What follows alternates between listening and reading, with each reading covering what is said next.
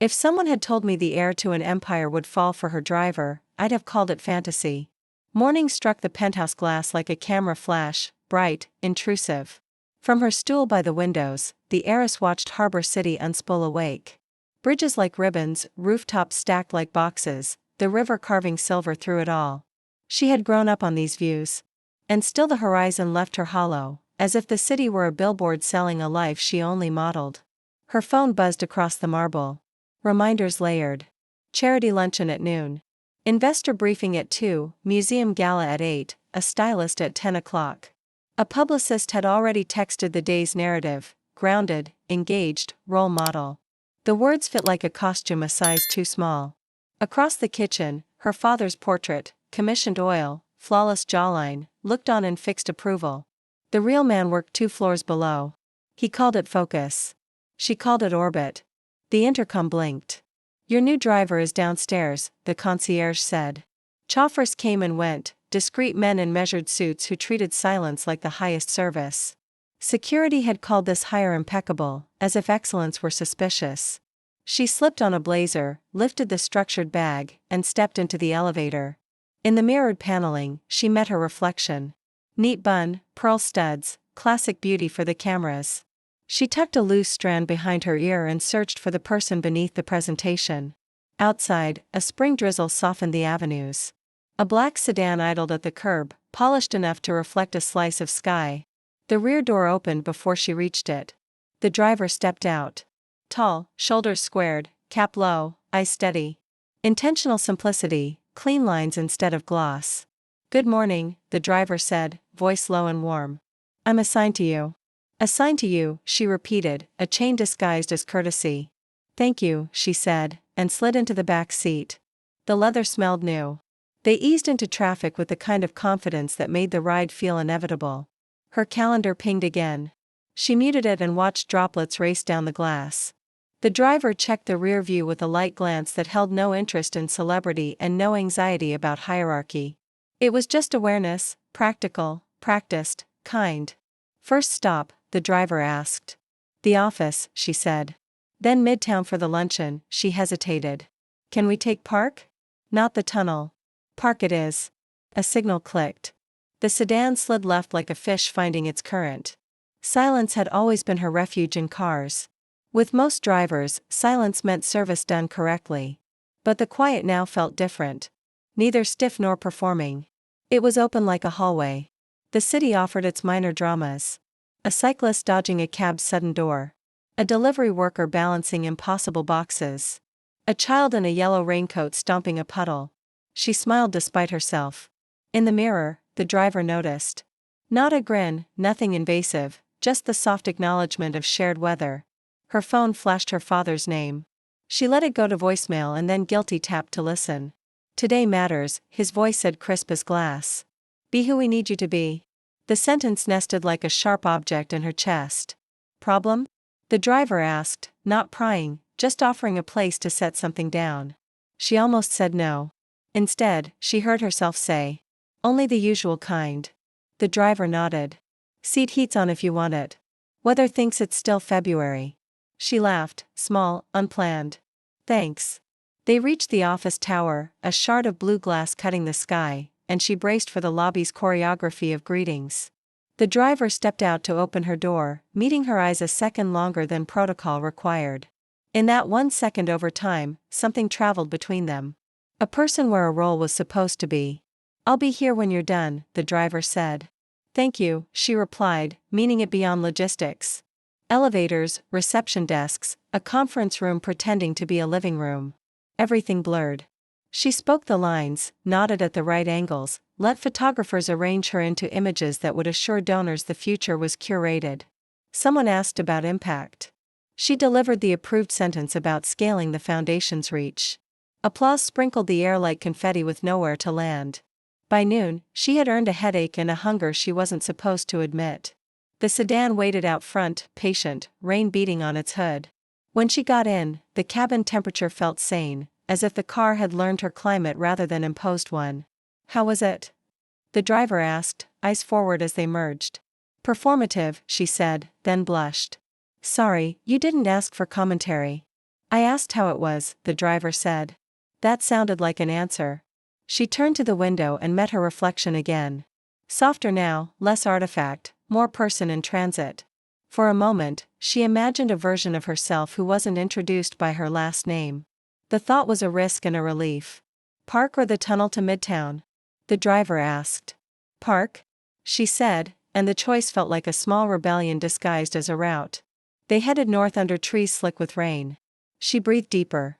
The day rearranged around a simple improbable fact. For the first time in months, she was looking forward to the next stop. Not because of who would greet her, but because of who would meet her there. Rain thinned to mist by afternoon, soft as breath on the windows. The sedan glided along Monarch Avenue, a stitch in a gray seam, and she let the motion unknot the morning's tightness. Streets blurred. Deli awnings, a florist fing tulips, a dog pulling its human like a comet. Inside the car, everything was calm water. Lunch at the Atoria, right? The driver asked. She glanced at the itinerary. Yes, trustees and cucumber sandwiches that taste like polite air. A huff came from the front. We can rescue your palate afterward. You cook? I eat. That keeps me motivated. Motivation is fashionable this year. I thought the trend was curated effortlessness. She laughed, surprised by the accuracy. They paused at a light where a street vendor handed steaming pretzels to a couple under a shared umbrella. The driver's hand hovered near the console, then settled again. Mind if I put on music, please? Jazz threaded the cabin. Warm brass drums, a piano, leaning forward like a good conversationalist. This is human, she said. Live session, the driver replied. Small room. You can hear the air move. She closed her eyes and let the horns breathe through the tired edges of her. Space expanded until she could sit inside herself without bumping the walls. Thank you for what? For choosing this instead of news. News would make the traffic feel longer. Traffic is where my publicist lives. She smiled. You're not curious who I am. I'm curious who you are, the driver said.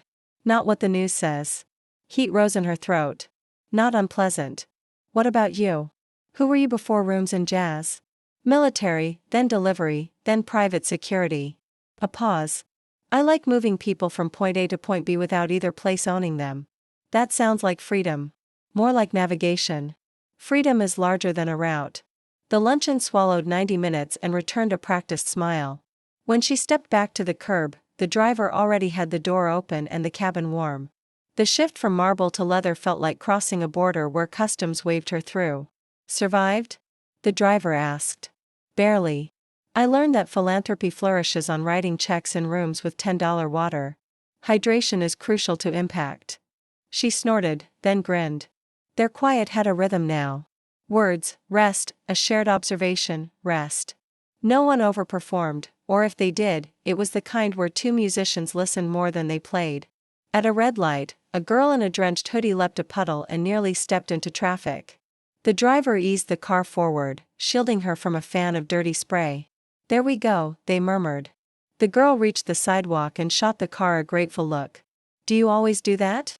She asked. Do what? Quietly reorganize the world so it hurts people less. When I can do it without asking permission. The driver's tone held the fatigue of always needing to ask. I could live a decade on that sentence. Please don't, the driver said. I'd be out of a job. Maybe I'd hire you to pick music and critique sandwiches. That would improve my impact metrics. They rolled toward the museum district for a walkthrough. On the steps, a photographer called her name. Flash cracked. Back in the car, she blinked away after images until the interior steadied. Do you ever get tired of other people's destinations? She asked. I get tired of pretending every address is sacred, the driver said. But I like the in-between. The part where people forget to pretend. That's the only place I feel real. The admission hung between them and did not drop. They turned down a side street lined with ginkgo trees, coins of gold drifting from the branches. Hungry? The driver asked. There's a spot in the village that understands bread. I have a fitting at 6, she said, the words like a hand closing a door. But the thought of bread, heat, butter, nothing curated, pulled at her. 15 minutes. Copy. The driver merged with the dancer's logic and conjured a parking space that hadn't existed until they made it exist. Inside the bakery, the air smelled like patience.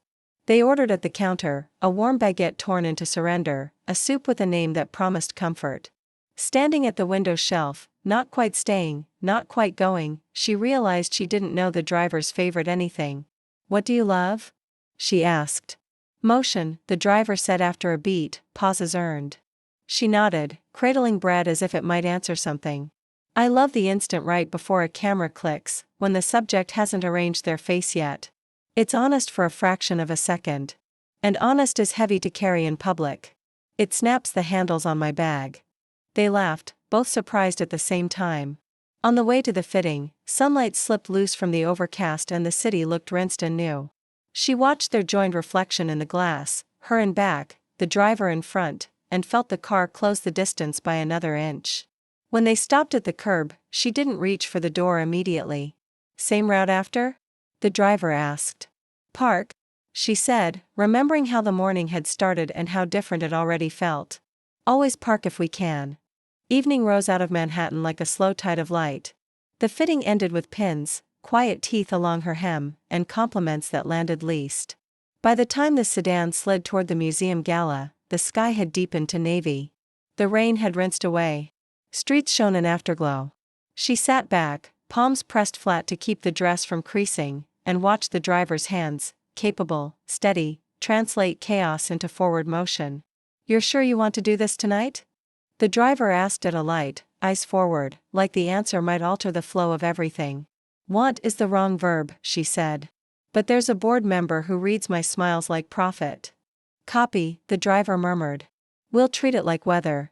You go in, we track the storm, you come out." Her mouth curved. "I appreciate the forecast." The museum rose like a temple to captured vision. Outside, the stairs spilled gowns and tuxedos. Flashbulbs opened and closed like startled eyes. The car slipped into the drop-off. Security moved to claim her. The driver reached her first, not aggressively, just precisely, and opened the door, a small umbrella clicking into shelter. "Text if you need air," the driver said under the hush of rain, their shoulders nearly touching. "I'll need it," she said too quickly, then softened. "Thank you for the umbrella." "Umbrellas are a gateway drug to oxygen," the driver deadpanned. She laughed, her nerves loosening for a second. Inside, the gala's opulence staged a curated argument against gravity. Strings swelled. Waiters glided, river smooth, with trays of something pretending to be food.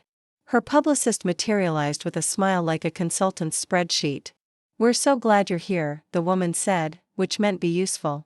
She became the version of herself that fit the room's architecture. Her posture had been trained to speak before she did. She shook hands, learned names she would forget, said the sentence about the museum's community program as if the words had been born in her tonight instead of last quarter's deck. Photographers installed her beneath a painting worth 3 news cycles. Flash, tilt, chin. The clicks found their rhythm. She exhaled on the offbeat. The driver stayed outside her orbit, a dark thread at the room's perimeter, never too near, never gone. Their presence read as permission not to panic. An anchor disguised as distance. She didn't look for them, and still always knew where they were. When her father arrived, the temperature fell 2 degrees. He took her elbow, eased her away from the cameras with practiced warmth. "You look excellent," he said, which meant you are on brand. "They'll want your remarks before the auction." I had legal tighten the note about tax strategy. "The note about joy could use tightening too," she said lighter than she felt. His mouth hardened and smoothed. "Tonight is important." "It's always tonight," she said, and felt a tremor in her voice. She hoped the strings would drown. He released her with a smile that faced outward. The curator guided her through an exhibition of photographs. War zones lit like weddings, oceans pretending to be velvet. In one frame, a young woman stared just beyond the lens, mouth unarranged, as if no one had told her she would be seen. The honesty slipped under the armor she'd worn since breakfast. For a breath, she was only a person looking at another person. When she glanced up, the driver stood at the gallery's edge near a sculpture that looked like a question. The board member located her then, a man whose cufflinks cost more than undergraduate degrees. "Your speech last month was inspiring," he said, which meant your name is convertible to influence.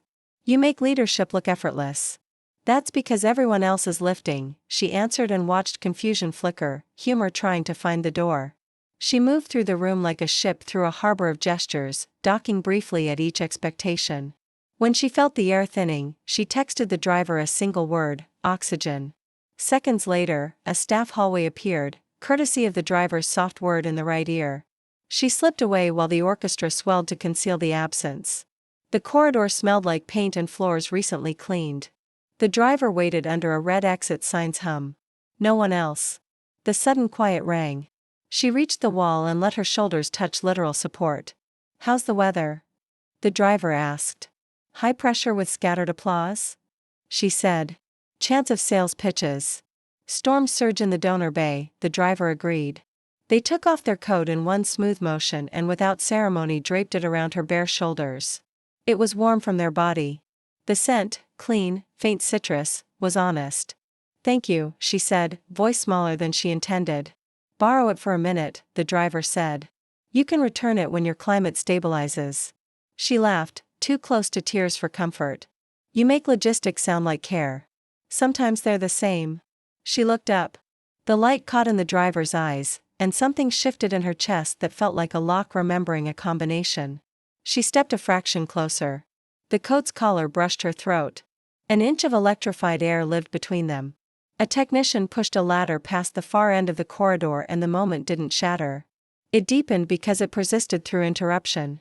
"I don't know how to do this," she whispered, startling herself with the admission. "Which part?" "The part where I'm not a headline first." "We're in a hallway," the driver said softly. "Headlines don't fit here." A laugh, a breath, a gravity.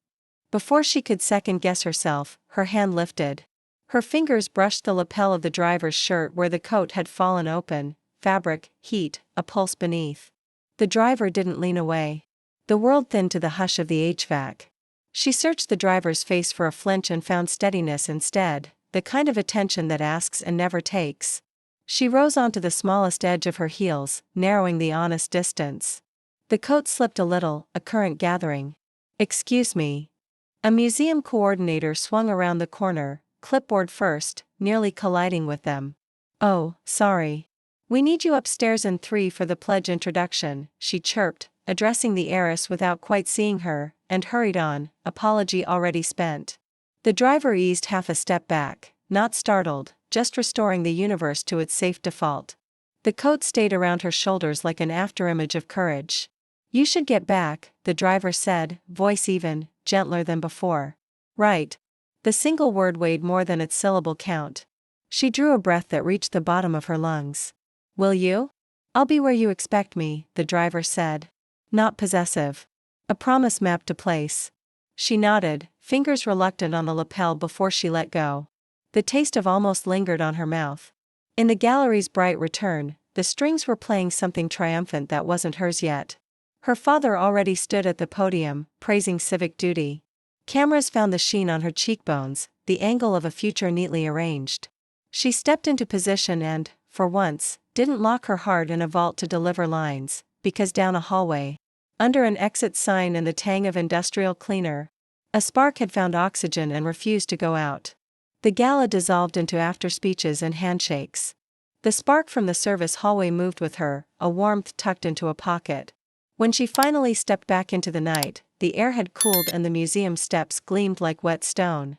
The sedan rolled forward from the line as if it had been waiting at the exact distance required to feel inevitable. The door opened. Inside the cabin held steady temperature and quiet, as if the world were briefly negotiable. She slid in. The coat from earlier folded on the seat beside her. The driver didn't look back right away. They checked mirrors, eased into traffic, let the city's lights string themselves into measured lines. "How's the barometric pressure now?" the driver asked at last. "Tone light falling," she said. And then, because honesty had become a muscle-wanting exercise, added, "I think I reached my yearly quota of curated smiles." "Congratulations," the driver said. "You're free to scowl until midnight." She smiled instead, a real one, and looked down at the coat. "You left this for me." It seemed like it still knew your temperature. They turned off the avenue to avoid a tangle of event vans. For several blocks, only tires and distant sirens spoke. She let the silence be a place to put off the collapse of the evening into memory. Then her phone vibrated and the collapse found her anyway. A news alert. Avery dazzles at museum gala. Legacy speech echoes father's vision. Beneath it, a text from her father. Well done. Tomorrow breakfast with donors. 8 a.m. Another from her publicist. Photos are gorgeous. We'll push grounded, gracious, visionary. Sleep, then repeat. And then, because the universe enjoyed symmetry, a gossip account posted a grainy hallway photo of her under a red exit sign wearing a coat that was not part of the look. The caption, "Who keeps our golden girl warm?" Heat crawled up her neck. Of course, she murmured, setting the phone face down like it might behave better if it couldn't see her. Do you need a detour? The driver asked, hearing what she didn't say. What I need is a hole in the internet. I can offer a tunnel, the driver said. Or the river. Both are good at swallowing noise. River, she said, surprising herself. Please. They curved toward the drive along the water where the city thinned and the view widened. Bridges etched their arcs. The surface wore the moon like a borrowed coin. She breathed into that open place until her lungs remembered the size they were built to be. My father wants breakfast at 8, she said into the dark. Translated, that means arrive perfect and agree with me. Do you always translate? It's a second language in this family. Useful but tiring. Tiring? She echoed. Her shoulders sagged then squared. I can do it. I always do it. She waited, then added in a smaller voice. I don't want to. That's also a sentence, the driver said. She turned her head to the front. The driver's profile was a study in attention, jaw relaxed, eyes scanning, hands easy but sure on the wheel. In that concentration lived a quiet refusal to be impressed by power that didn't earn it. She wanted to stay inside this cabin until morning and learn every pedestrian definition of safety. Pull over? She asked suddenly, surprising them both. The driver checked mirrors and slid into a legal space beneath a plane tree still dripping from earlier rain. Across the road, the river made a slow, forgiving sound. Do you need air? The driver asked, already reaching to crack a window. I need not to be watched for a second. She exhaled. Except by you. That seems to be the one kind I can stand. The admission sat between them and didn't embarrass her. The window lowered just enough to let in cool. The city smell, wet concrete, faint diesel, the metallic ghost of the river moved through the car.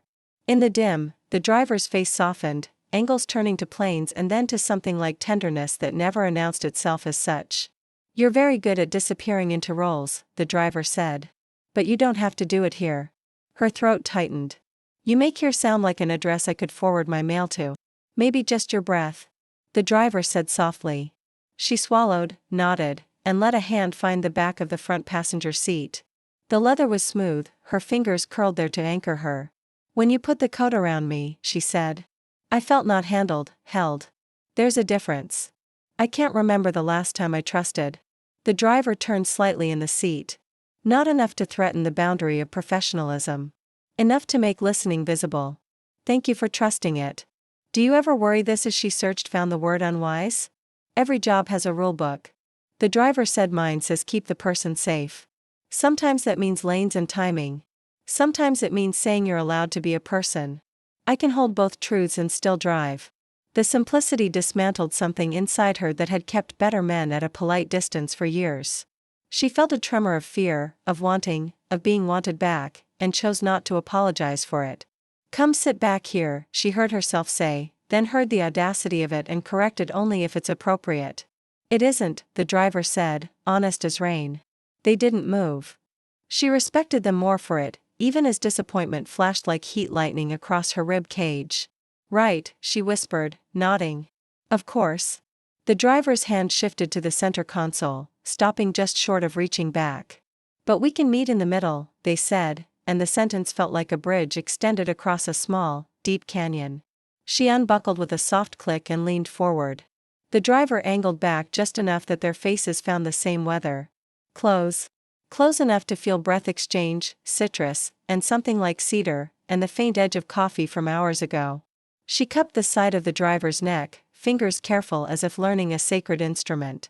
The driver's palm rose to her wrist, not to stop, only to steady. Consent made tactile, shared. The kiss, when it came, wasn't cinematic thunder. It was a quiet ignition. A match struck in a room that had forgotten it contained oxygen. Warm, steady, answering. She felt the day's scaffolding come unbolted in the best way. Pieces landing softly.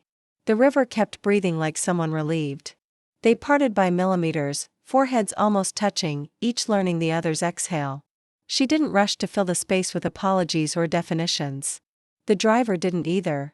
"Okay," she said at last, the word half breath, half laugh.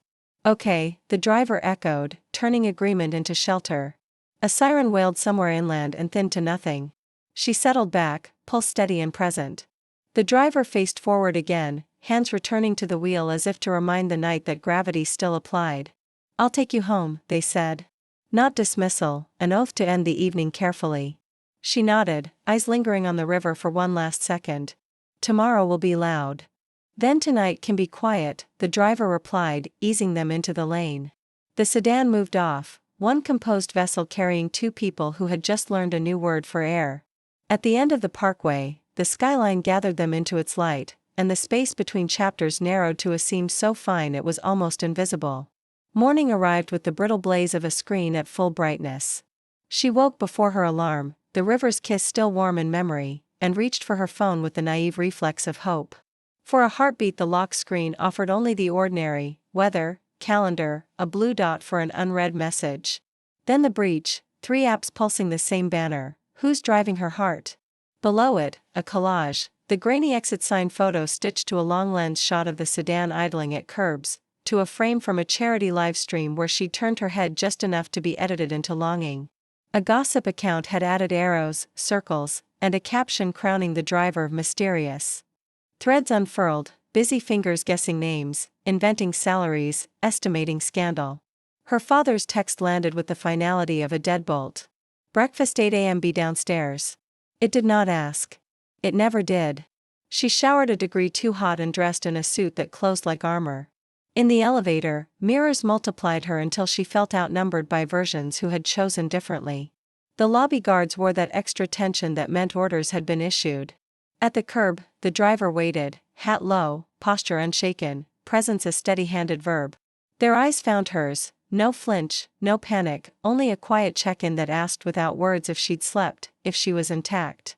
"Good morning," the driver said, greeting unbent by headlines. "Is it?" she answered, then softened, hating the instinct to hide. "Thank you for being here." "Always," the driver said, opening her door. The word had become geography between them. Inside, the cabin held its faithful climate. The world thumped against the glass like rain denied entry. As they pulled away, a man with a camera jogged alongside, mouth open around questions the driver refused to dignify. A light shifted. The city conspired, and he fell behind. "Your father's office?" the driver asked. She nodded, jaw set. "Yes," they said, as if acknowledging a forecast. "Heard the weather report. We'll find the least slippery route." She stared at the river of headlines sliding through her notifications, some giddy, some defensive, a few quietly celebratory like strangers lofting small lanterns. A DM from a gallery assistant read, "Last night was brave. Hope you're okay." She wanted to be the kind of person who answered that with gratitude instead of fear. On the private elevator to the executive floor, her phone buzzed again. "Legal advisor, we should consider a statement. Friends since childhood or valued staff member. No comment may escalate speculation." Her stomach turned. Friends since childhood, as if belonging had to be backdated to pass inspection. He was waiting in the glass-walled conference room where transparency performed as privacy. It didn't feel like either. He didn't stand. "Sit," he said, setting a printout of the gossip page on the table like evidence in a clean crime. "I expected good morning," she said, sensing she was already losing. "Good mornings are for mornings that deserve them." He tapped the exit sign photo with a neat finger. "This is unacceptable." "A coat," she said, too sharp. "Warmth optics," he countered. "We hire you teams to control this. You've made them redundant." "No," she said, anger steadying her pulse. "They're very busy shaping a stranger you keep trying to introduce me to." He inhaled slowly. "Listen to me. This person, this employee, is now a liability. There are discreet ways to handle it. We reassign. We dignify the transition. We clarify boundaries. You issue a statement about valuing privacy. And you stop." "Stop what?" she asked, though the shape of the directive had been pressing against her ribs since childhood. "Whatever this is," he said, slicing a hand through the air, trimming the problem into a more efficient shape. She thought of the coat, the river, the kiss that wasn't thunder but oxygen. "No," she said quietly. "I won't." He blinked. "You won't." "I won't pretend the only valuable thing about me is how convincingly I can imitate you." Color rose 2 precise shades in his face. "You think this is imitation? It's stewardship. Legacy. We have a responsibility to the brand." "I am not a brand," she said, feeling the sentence anchor to bedrock. "I'm a person." "Yes," he said, colder. "And persons can be written out of wills." The word will hit the table like metal. For a long breath, neither moved. The glass reflected a father and a daughter who couldn't find a shared grammar. The printed photo glared up at both of them without choosing a side. He stood. The meeting ended without the softening rituals of polite exits. "We'll handle the statement," he said to the room, which had always been his true audience. "And you will demonstrate judgment starting now." "Judgment," she repeated. "Which direction?" He didn't answer. He didn't need to. The old instruction book had been reissued. In the hallway, her publicist approached with a draft on a tablet. "If we say, 'Dear friend,' it frames warmth without." "No," she said, simpler than she would have managed yesterday. "No euphemisms." The woman's smile faltered. "Then no comment, then silence," she said, and walked away. The driver had repositioned the car to an exit where cameras rarely bothered. When she opened the door, a question hung like mist. She answered before it could take form. "He wants you reassigned," she said, hearing her voice and hating its edge. The driver absorbed that with a small nod that did not concede defeat. "Do you want that?" "No." "Then we proceed until someone who isn't you stops us," the driver said. "And if they do, we choose our next route." She exhaled shakily. He threatened the will. "Money is loud," the driver said. "It mistakes volume for authority." "Do you ever regret choosing routes that make you visible?" she asked. Meaning the kiss, the coat, the way they stood like weather break against public wind. "I regret the routes where I pretend I'm not in the car," the driver said. She laughed, then almost cried at the accuracy. "There's a photographer outside the garage," she warned, glancing at the rear camera. "Blue jacket. I see him." The driver paused at the ramp and waited for a delivery truck to cut the photographer's angle, then slipped through the seam like it had been stitched for them. "I'll get you home," they said. "Or anywhere you'd prefer not to be found." "Nowhere is safe from a story that sells," she said. "But somewhere is safe from the need to sell it." "Name it." She wanted to say the river. Last night already had a claim there. Instead, she said, "Nowhere special, just around moving." They circled the city without destination, learning where glare softened and where corners held shadow. At a light in Foundry Row, 2 women crossed in front of them, holding hands, ordinary and unremarked, as if the world had always allowed it at this intersection. The sight folded into her like a promised page in a book she was finally allowed to read. Her phone buzzed again with a new draft statement she didn't open. Another ping, a message from the gallery assistant. "You were real last night." It mattered. She typed thank you and erased it. Not because she didn't mean it, but because sending anything felt like stepping onto a stage with the mic already hot. When the car finally slid to the curb outside her building, she didn't reach for the handle. Neither did the driver reach back. They sat in the steady hum of the engine, the calm before a choice that would not be half measure. "Tomorrow will be louder," she said. "Then we'll have to decide how to listen," the driver answered. She nodded, grateful and terrified, and more herself than the silhouette in the lobby mirrors. "Get some sleep," she said. "Please." "You, too," the driver replied. "Text if your weather changes." In the elevator, the suit felt heavier than its fabric. Upstairs, she stood in the window's wide eye and watched the river carry the city's reflected lights away. The headlines kept tapping like polite burglars at the door she wouldn't open. She thought of the will of the word legacy shaped like a leash, of a coat around her shoulders in a hallway no one had designed for oxygen. When she finally lay down, she understood with a clean ache that love would ask for courage next, and courage would ask for loss. Between that call and its answer lived a short, bright sleep, and then the morning that would require a choice she had been delaying for years. Morning came in grayscale, the kind of light that made decisions look inevitable. She dressed without consulting the armor section of her closet, soft sweater, dark jeans, and brewed coffee that tasted like the middle of an argument. Her phone was crowded with drafts of other people's sentences.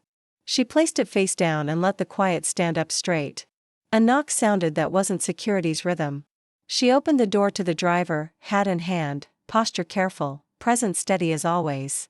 Up close, though, there was a new caution in their eyes, like someone who'd mapped a route and found a bridge out. "May I have 5 minutes?" they asked. She stepped aside. The living room's windows framed a city pretending to be calm. The driver did not sit. Neither did she. "What did they say?" she asked, already knowing that a reassignment would be efficient. The driver said, tone even. "They floated a promotion to a different account, different coast, a clean transition." "And you?" "I said my assignment is the person, not the rumor mill." A beat. "They don't appreciate metaphor before 10. Despite everything, a smile tugged at her mouth. "They don't appreciate metaphor ever." The driver's hand tightened around the hat. "This is me being careful," they said. "If I wait for them to end the assignment, you lose twice. Your choice and your narrative. If I end it first, at least it's an action we own." Her chest went cold in the center, then hot at the edges. "You're quitting?" "I'm resigning from the role that gives other people a lever," the driver said, not resigning from showing up. Their eyes softened. "I won't be the reason they can pretend your life belongs to their talking points." "You're not the reason," she said, voice too raw.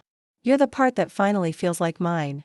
Silence worked between them for a few breaths, weaving something strong and unfinished. She wanted to say stay. She wanted to prove she could stand a war and keep her own team. But she also wanted to be the kind of person who did not ask someone to carry the blast radius of her family's theater. "How long?" she asked. "I told them I'd hand in the keys tonight." The driver said they'll assign a temporary until they spin a permanent. "Temporary," she repeated, the word tasting like rented time. The driver's mouth tilted, almost a smile and not remotely relief. "We could make these last hours useful. Choose what we tell ourselves instead of what the blogs tell us." "What should we tell ourselves?" she asked. "That we didn't misread the weather," the driver said quietly. "That last night was real." A breath left her like surrender and found the driver's hand without permission. Skin mit skin. Warm, familiar now. A story written by contact. "I hate this," she said. "I hate that being honest costs this much." "Honesty has a high toll in gated neighborhoods," the driver said. "But it buys better roads." She huffed a laugh that was half grief. "You always make infrastructure sound romantic." "Navigation is romance with respect for reality," they said, and she realized she would miss sentences like that as if missing a limb. They didn't kiss. The rules in the room were different in daylight, with resignation paperwork existing in future tenses. Still, when the driver lifted her knuckles to their mouth and pressed a kiss there, a promise that didn't borrow power from secrecy, she felt steadier than she had since childhood. "I'll take you today," the driver said. "Where you need to go. Then I'll bring the car back and we'll let them pretend logistics solved their discomfort." "Breakfast with my father," she said as if naming the test might shrink it. "Then the office. Then nothing scheduled, which is new." "We'll leave room for air," the driver replied. They rode in companionable quiet, both careful around the edges of this last workday. Cameras lingered at the building's mouth. The driver's hands were all tact and timing. The elevator felt like a narrow path up a steep slope. Breakfast was less a meal than a ledger. Her father sat with a plate of fruit arranged like compliance. "A statement goes out at noon," he said. "Gentle, firm, strategic. You'll review it." "No," she said. "I'm not issuing corrections to a truth I didn't ask your permission to feel." He looked at her for a long time, like a head of state considering a minor country's rebellion. "You mistake stubbornness for principle and you mistake ownership for love," she replied, and did not shake when she put down her napkin. "We both learned something this week." He didn't follow her to the door. Her publicist hovered near the elevator with eyes that said, "Please make my job easier." She stepped past, not crewy, simply done. Back in the car, she exhaled as if lungs could evacuate inheritance. "I told him no." "I heard," the driver said softly. The building registered a seismic event. She snorted. "You're going to miss teasing me." "I'm going to miss using my best material on you," they said, and she had to blink quickly to keep the windshield of her composure clear. The driver reached to adjust the rear view a millimeter. No need, just muscle memory, and their fingers were steady again. At the office, she signed nothing and declined 3 photo ops. She walked through the glass atrium like someone who was allowed to be the reason for her own footsteps. On the way out, she paused in front of a wall display celebrating culture and legacy. All gold leaf and curated quotations. She reached out and touched the glass. Her reflection touched back with a woman's face, not a brand's. "Where to?" the driver asked when she slid into the familiar seat. "Somewhere that isn't about him," she said. "Or about me as a headline. Somewhere too ordinary to sell." They chose a park that only neighborhood dogs and their people frequented at midday. They sat in the car and watched an old terrier fail to chase a squirrel and be deeply satisfied with the attempt. In the quiet, they could have pretended this was any weekday in any unremarkable life. They did not pretend. They let the ordinariness be an earned luxury. "I have to ask this," she said after a while. "If you leave the job, what happens to us?" "Nothing that depends on payroll," the driver said. "We'll just have to get better at being two people who choose to meet, not two roles that orbit." She nodded, throat tight. "That sounds harder and better." "It will be both," they said. "I can handle harder." She reached for their hand and found it already reaching. They held each other without theater, palms aligned like maps overlapping. Afternoon leaned toward evening. Logistics began to impose their last rites. The driver returned her home before sunset. Less conspicuous, fewer lenses. The lobby staff watched with the stiff interest of people who'd been advised to notice professionally. Upstairs, she stood at the window and waited for the car to pull away and didn't have to. The intercom chimed, and the driver's voice, "Sare than any system," filled her kitchen. "Keys are with the garage," they said. "Paperwork filed. They'll send a replacement tomorrow." The word replacement scraped at her ribs. "And tonight?" she asked, meaning more than schedules. "Tonight is not a route," the driver said. "It's a choice. If you want to meet, text me a corner that has no cameras and bad lighting." She laughed. A true helpless sound that cracked the day open for light. "I will." There was a pause. A shared listening to the same quiet. "One more thing," the driver said. "You didn't lose anything I fell in love with when you told him no." The present tense slipped out so cleanly, it felt like air rather than a declaration. Her fingers tightened on the counter's edge until the marble registered warmth. "Thank you for saying it out loud," she whispered. "Some truths deserve their own volume," they replied, and the line clicked gently off. She didn't text right away. She sat with the knowledge the way one sits with a candle, not rushing it into floodlights. Her phone buzzed with the noon statement she hadn't authorized, then with commentary about her silence that spun itself into meaning. She let the storm perform without an audience of one. An hour later, as the sky blushed toward evening, she typed an address 2 blocks away, small cafe, terrible lighting, steamed up windows, and sent it. A simple message followed. "If you're free, if you want. If not, I'll still be here tomorrow, and the next day, and the next, even if we have to invent what 'here' means." The reply landed before her second heartbeat finished. "On my way." She stood, filled her lungs to their corners, and grabbed a coat that wasn't meant for photographs. In the mirror by the door, she met her own eyes and found a steadiness that didn't ask for anyone's approval. Stepping into the hall felt less like leaving and more like beginning. The elevator hummed its unremarkable song. The city greeted her not as a stage but as a place with corners, with plain tables, with bad lighting kind enough to make newness gentle. When the doors opened to the lobby's warm air, the seam between what had been and what would be lay so fine it needed no cutting, only a step to cross. The cafe windows fogged against the early evening chill. They took the back table, 2 chipped mugs, a small plate bearing the remains of something sweet neither finished. Outside, the city shuffled, deliveries, laughter, a siren practicing distance. Inside, the light made everyone kind. For an hour, they spoke sentences that didn't need to be clever to be true. How the driver loved highways at dawn. How she loved photographs that refused to flatter.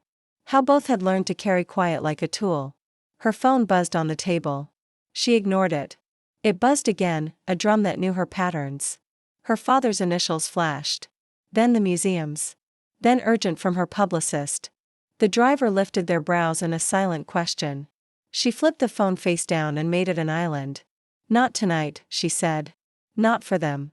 "Copy," the driver murmured, and their smile turned the word into a boundary made of kindness instead of wire. The phone thrummed again, insistent. The tension felt theatrical, and still this was the shape of real life today. She turned it over with a sigh sharp enough to nick the air. A business network headline sat on top: Foundation announces new initiative. Avery to deliver key remarks tonight.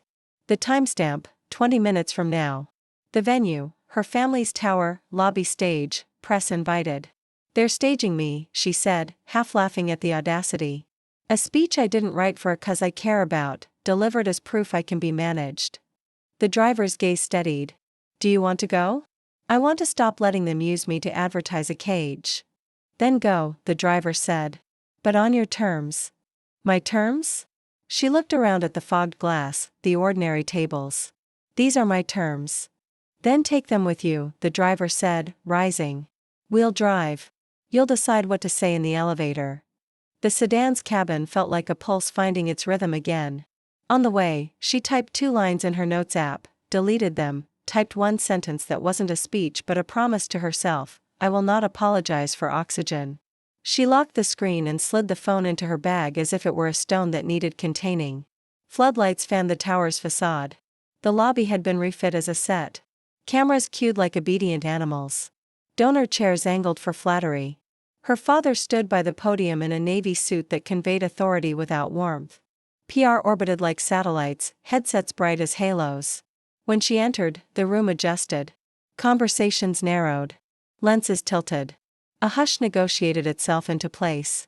You came, her father said, approval trying to graft onto surprise.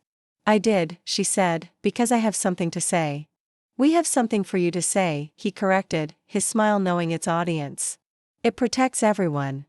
She looked past him to the crowd, staffers who made the building breathe, journalists who could smell a narrative seam, donors who liked their generosity photogenic. In the second row, an intern clutched a clipboard like a life vest. The driver waited at the back, an unmoving coordinate she could navigate toward even from here. Let's do this, she said. He mistook the sentence as agreement. She walked to the podium with steps she didn't borrow. The lights were hot. The air-conditioned air suddenly thin. Her publicist tried to hand her a speech. She placed it on the stand and did not lift it.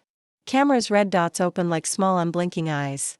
She felt the familiar vertigo of being the public version of herself and refused to lean into it. Thank you for being here, she began, voice steady.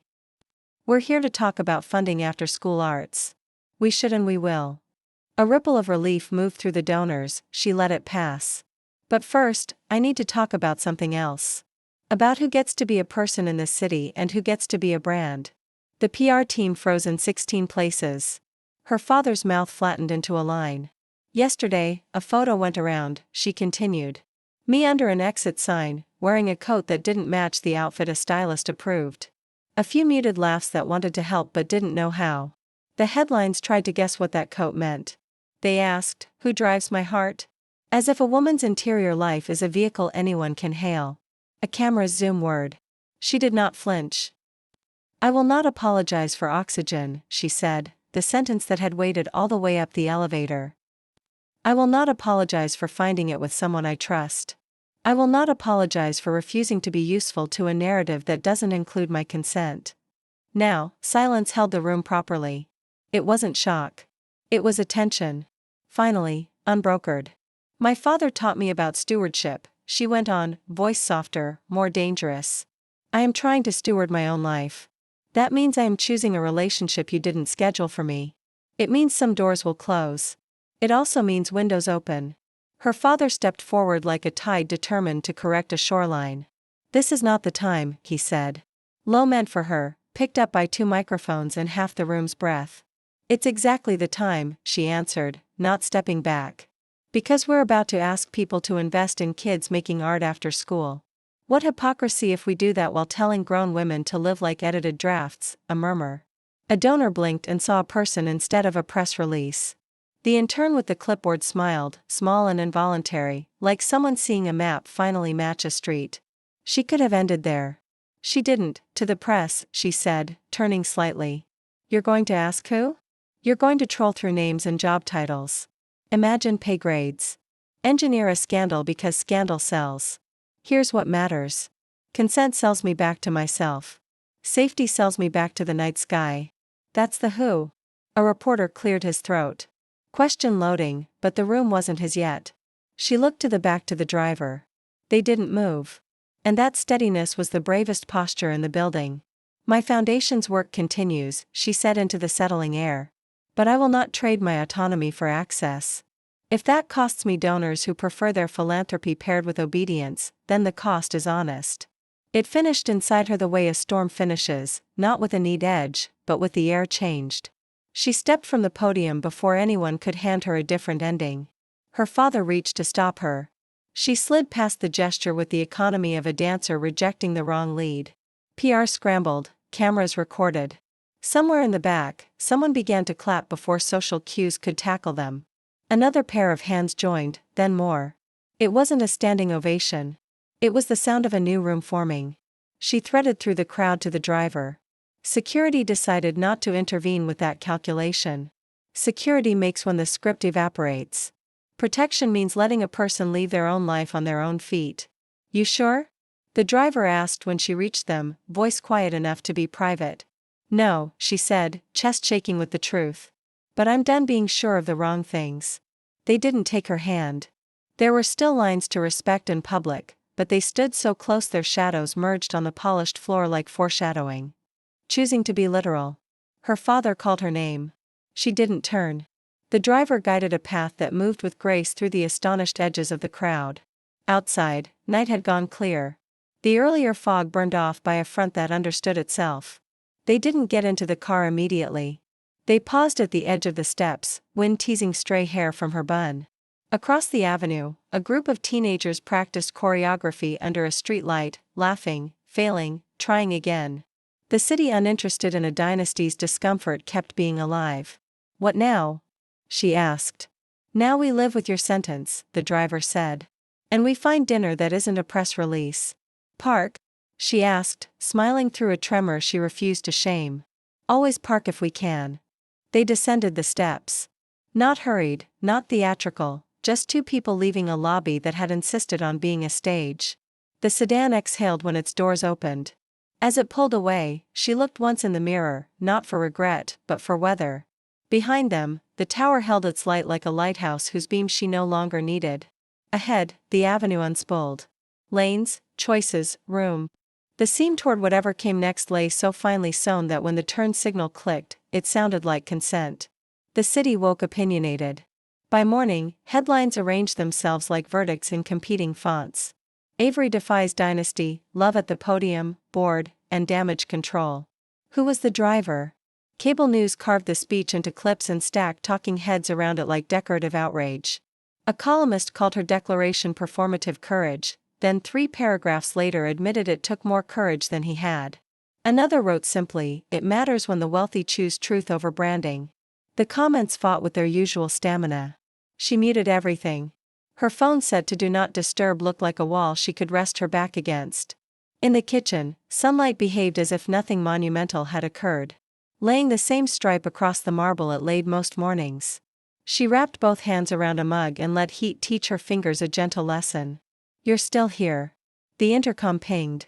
"Package," the concierge said, and a note. Downstairs, the lobby had acquired a new choreography. Press in manageable pockets. Security-like punctuation. The concierge slid a small cardboard box across the desk with the caution reserved for exotic animals. "Left by a courier," he said. "No sender." Upstairs, she opened it with a butter knife. Inside lay a Polaroid of last night's teenagers under the streetlight. Mid-laugh, one girl blurry with motion. On the back, a handwriting she didn't recognize. "Thanks for saying it out loud. We practiced an extra hour because of you." Below it, a heart that looked drawn by someone who means them. She put the photo on the fridge with a magnet shaped like a lemon she'd bought years ago in a market she'd barely had time to walk through. The magnet had waited this long to hold a future. Her father's message arrived at 9:03 a.m. board at 11 o'clock. No greeting, no edge softened. She stared at the words and felt fatigue wrap around her like a heavy shawl. The board would be procedural and sharp. It would speak fiduciary fluently and humanity as a second language at best. She texted the driver. "Board meeting at 11. I'll need extraction after." The reply came quickly. "Copy." I'll be across the street at the bookstore. Page me when you want oxygen. A laugh slipped out, small, bright, clearing the fence of dread. She dressed for motion, not armor, black trousers, an open-collared shirt, low heels that told the marble she still chose the tempo. In the mirror, she met a face learning to belong to itself. Not serenity, alignment. The boardroom was a diagram of wood, glass, and controlled air. The men wore confidence like matching watches. Two women on the board regarded her with layered eyes, admiration sharing a chair with caution. Counsel summarized exposure. PR mapped containment. Finance recited material risk. Legacy was invoked like a deity. Her father sat at the head, king of a table that only pretended to be round. We must consider governance, he said, and the words sounded like the opposite of breath. She listened until listening became endurance. When they yielded the floor, she said, careful and clear, the foundation isn't compromised by my romance. It's clarified. We serve kids whose art gives them a voice. Modeling silence would be hypocrisy. A pen clicked twice, disapproval in Morse. Donors expect stability. Donors expect integrity, she answered. We'll find the ones who mean it.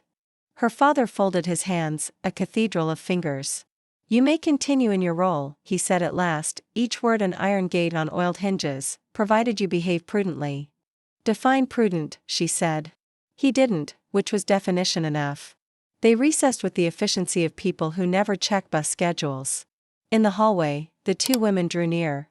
One brushed her elbow, a touch like passing a secret battery. For what it's worth, she murmured, that was braver than our minutes will record. Then I'll keep my own, she said, and the woman's mouth tipped into a conspirator's almost smile. Outside, the bookstore smelled like paper and time. The driver stood in the essay aisle reading a paperback's back cover. They turned, clocking her the way people do when weather shifts a room. Weather? They asked. Bureaucratic, she said. Chance of paternalistic drizzle. Umbrella? The word meant sanctuary more than nylon. Please. They didn't go far. 2 blocks down, a pocket park offered a bench beneath a tree that remembered last week's rain. They sat close without theatrics, hands grazing in the space between them like litmus, same pH confirmed. A dog decided they were safe enough to ignore. A saxophone shaped the air. What did they demand? The driver asked. Prudence, she said, which I think is code for visible obedience. And your plan? Visible life, she answered, surprised by how fast it arrived. They ate deli sandwiches wrapped like gifts, extra napkins given without condescension. After, they walked without agenda and let the city unspool. A woman in a bright coat stopped to say only, thank you. At a crosswalk a man muttered, must be nice to be rich and righteous. She let the sentence pass through like a draft, neither chilled by it nor moved to shut the window. By afternoon, the internet had manufactured its think pieces. A drivers' union released a statement about dignity and boundaries that stung her eyes for reasons more complicated than headlines allow. A queer youth center posted, to anyone told their love is bad for business, come make art with us instead. The foundation's own account, run by someone who paid attention, shared student paintings with no caption at all, which felt like the best kind of argument. They spent an hour in a small East Village gallery where frames hung slightly crooked on purpose. In one, a photograph showed 2 women at a kitchen table, one laughing, one listening like it mattered. No labels, no price.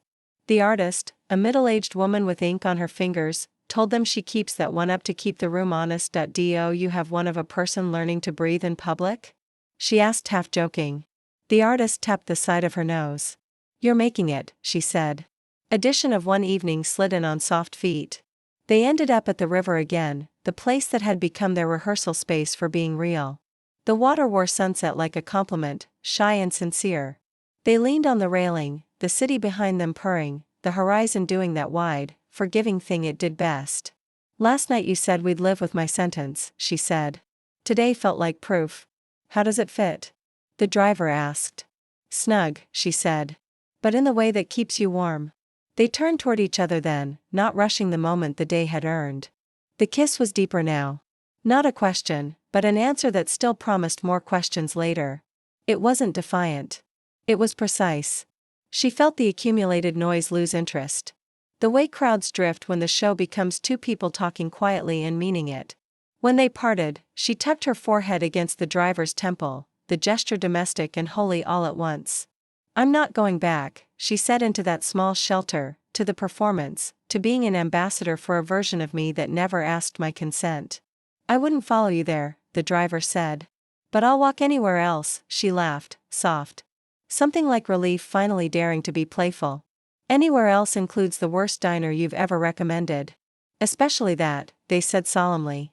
"Bad coffee is my love language." They did not notice the couple walking past who smiled at them like witnesses who promised not to testify. They did, however, notice the absence of cameras or perhaps the irrelevance of them. Either way, the heir had learned their names without needing to say them. Her phone vibrated in her pocket. She didn't check it, not because she was avoiding life, but because she had decided which parts of life required immediate attention. The river made its old patient sound. A fairy moved like a sentence, finding its period. Above them, the sky began its nightly act of pretending to be simple. "Tomorrow we'll have spreadsheets," she said. "And bread," the driver countered. "And a new route." "Park? Always park if we can." They walked back to the car slow enough to honor the distance between the women who had arrived at the tower lobby 24 hours earlier, and the women who were now unlearning how to apologize. When the doors closed and the sedan's quiet wrapped them, she felt the newness like a muscle that acted in ways that promised strength. As they merged into the evening's soft traffic, the city performed its thousand unrelated miracles. A KB singing full voice, a toddler losing then triumphantly finding a shoe, a florist rescuing a pea from certain indignity. The world indiscriminately alive made room. At a light, she reached across and laced her fingers with the driver's. The gesture defiant only in its refusal to be staged. The signal turned green, the lane opened. Their joined hands held to the straightaway like a vow that didn't require witnesses, and the seam to whatever waited in Chapter 9 felt sewn so fine that crossing required nothing but continuing. They didn't celebrate with fireworks. They celebrated with errands. By late morning, she and the driver stood in a narrow storefront in the Lower East Side that smelled like paper, coffee, and the optimism of lease agreements. The sign above the door read, "Third Place Studio," in hand-painted letters the landlord swore he would eventually straighten. Inside, white walls waited for the first mark. A wooden table rescued from a school closing in Queens anchored the room.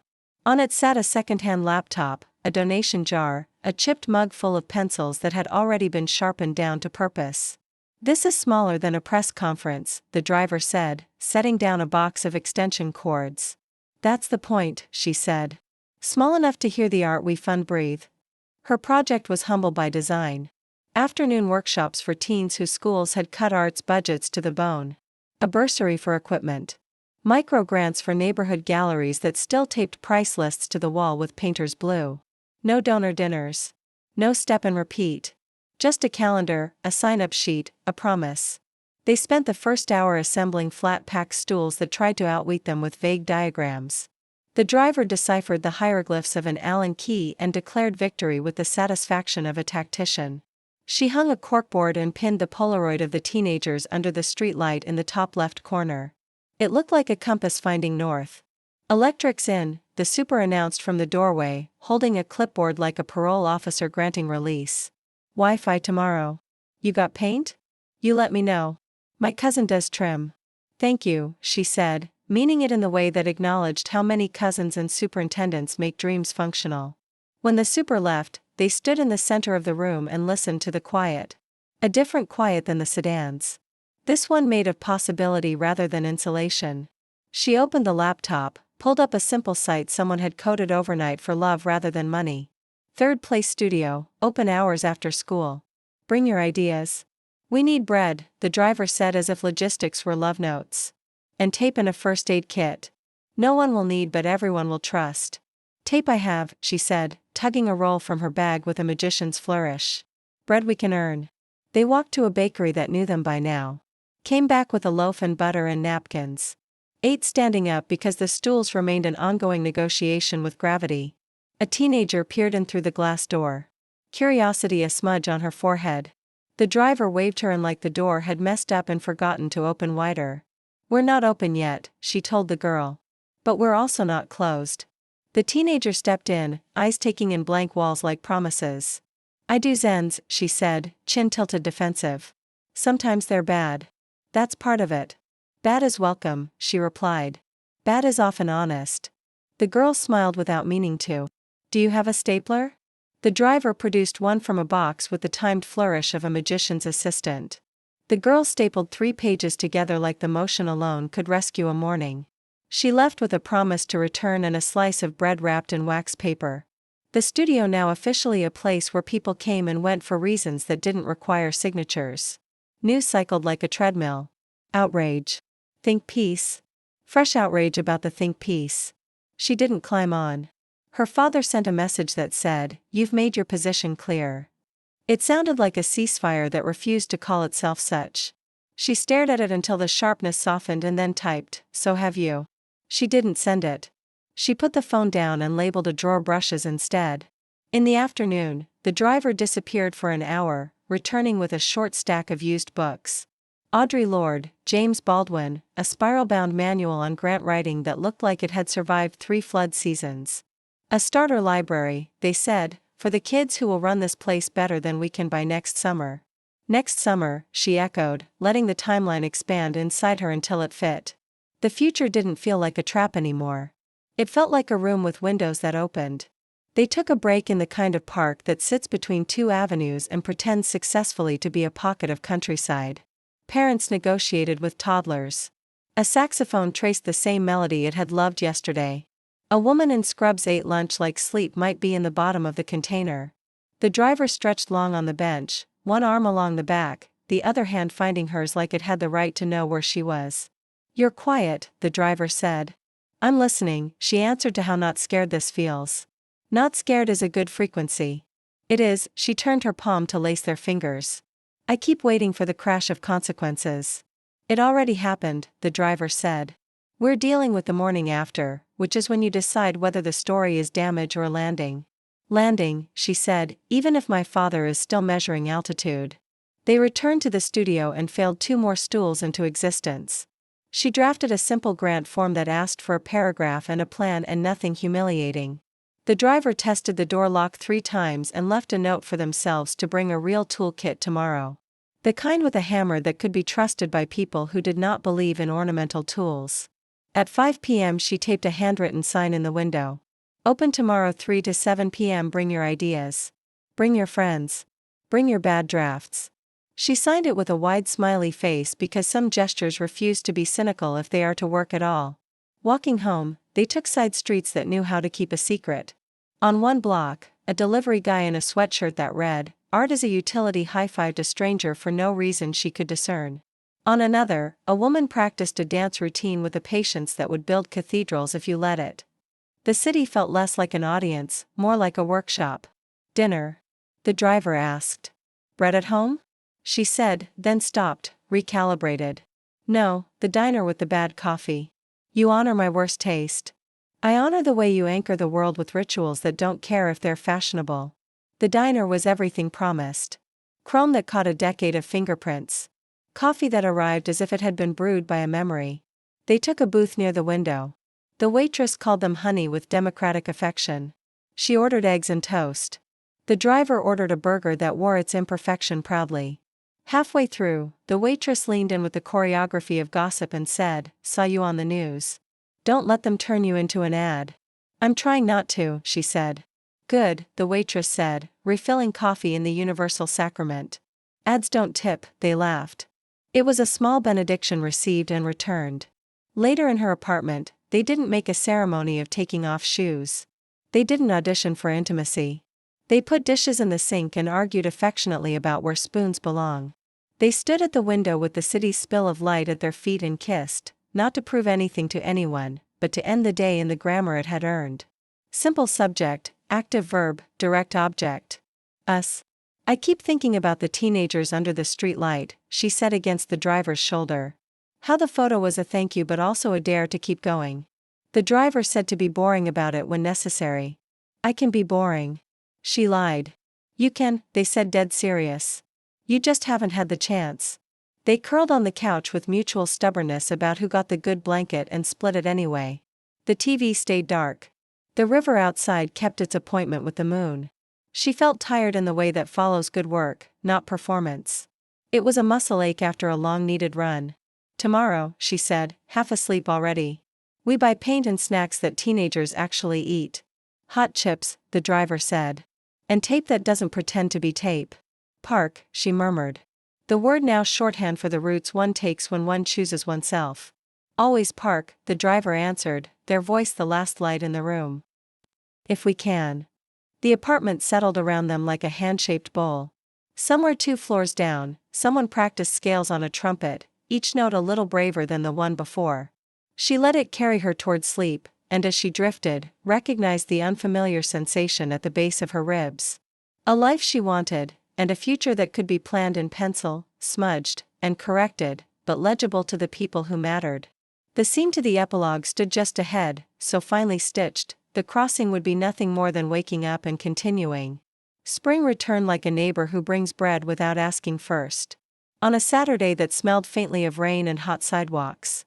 Third Place Studio held an open house. The hand-painted sign was still a little crooked. They had decided it was part of the brand. Someone had draped strings of paper cranes across the front windows. Inside, the air carried tape, acrylics, and the electricity of people who have something to show. They hadn't hired a PR firm. They hadn't invited donors with seating charts. They'd sent texts, taped flyers to laundromat bulletin boards and told teenagers to tell other teenagers. It worked. The studio filled with sneakers and parents and a couple of teachers who wore the expression of people watching kids exceed the syllabus. On one wall, Zens bloomed from clips, photocopied poems with margins that argued back, comics so funny they made you step closer. A manifesto about cafeteria milk written in the tone of a civil rights speech. On another, photographs hung in a neat row. Portraits of ordinary bravery. A grandmother fixing a bicycle chain. A grocery clerk laughing with a customer. 2 boys, foreheads touching, deciding not to fight after all. A volunteer had made tiny labels with artists' first names and ages. The labels looked like the quiet pride of being counted. She moved through the room the way she had always wanted to move through rooms, unintroduced. People knew her now, but by the right nouns.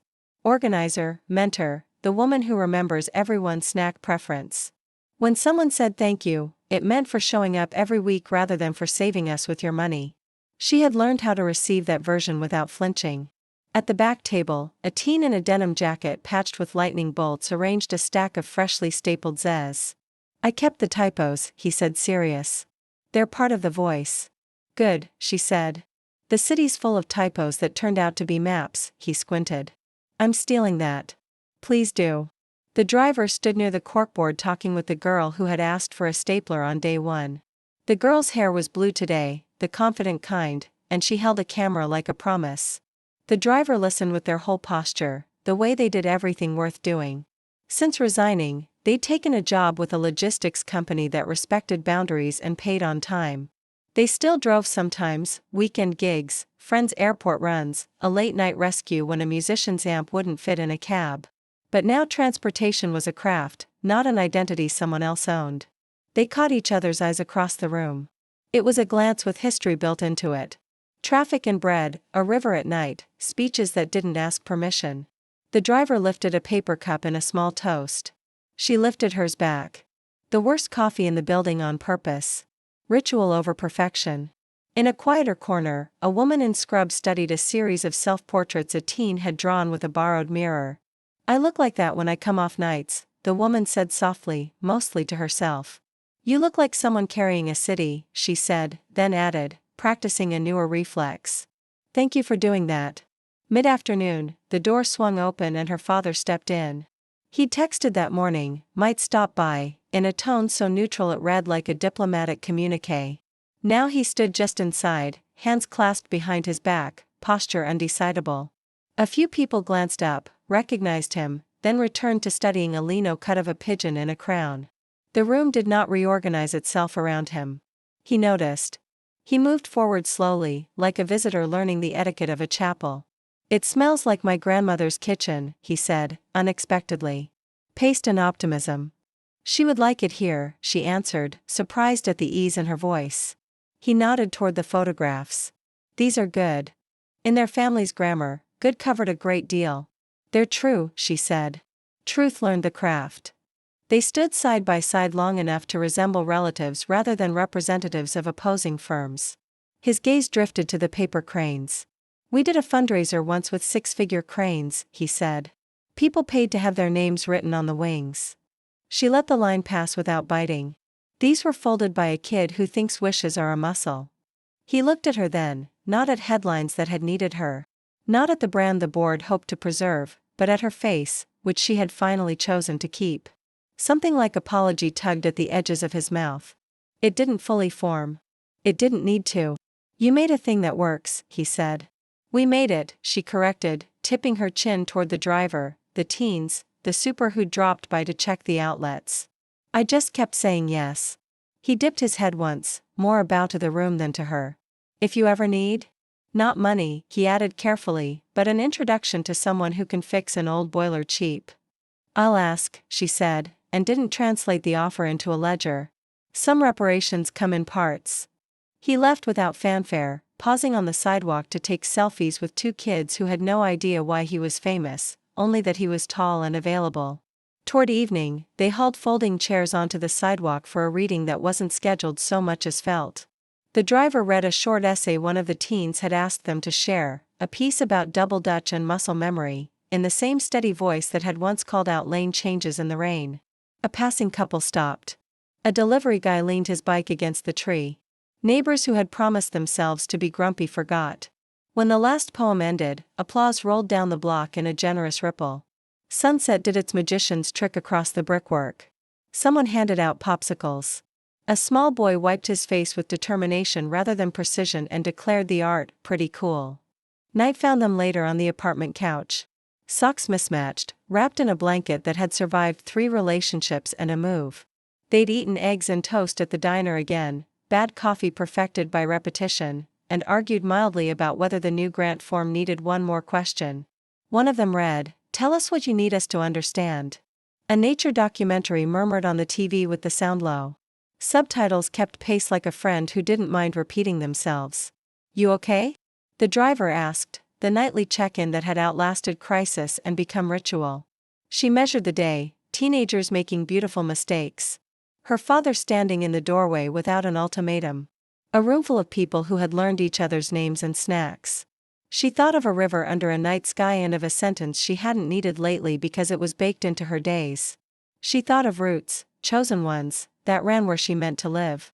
"I am," she said, and meant it without italics. They kissed in the soft way of people who know they'll have 100 more chances to get it right. Outside, a trumpet 2 floors down worked through scales with the kind of patience that builds a life. Somewhere, a teen was stapling a zine in a kitchen that smelled like late homework and popcorn. Somewhere else, a board member was discovering that donors who'd left had been replaced by people who brought paint. Before sleep, she set her phone to do not disturb and laid it face down, not because the world was dangerous, but because the evening was complete. "Park tomorrow," she murmured into the pillow, smiling, their shorthand for routes with room to breathe. "Always park," the driver said, tucking the blanket over her ankle the way they always did. "If we can." The apartment breathed with them, ordinary and miraculous, and the city kept its million small promises beyond the glass. In that hum, the future felt like a page already warmed by the lamp, waiting only for pens unafraid of honesty.